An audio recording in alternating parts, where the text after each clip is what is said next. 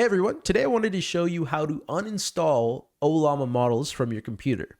So you might have downloaded models that you no longer need or are obsolete or aren't as good as the newer ones that have come out. So today I'm going to show you how to uninstall them. So all you're going to want to do is open up the PowerShell as an admin. So the way that you do this is right click your Windows Start menu, the icon, and then just select Windows Terminal Admin and it'll open up something like this.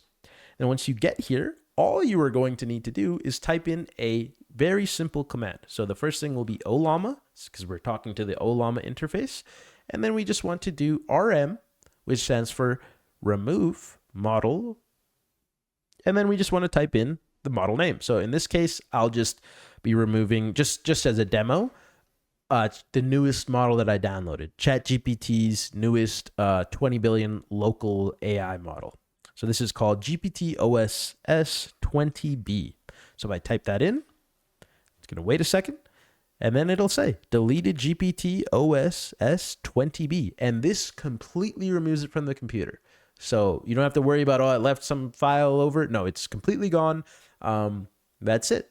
Thank you guys for watching the video. Hope you enjoyed.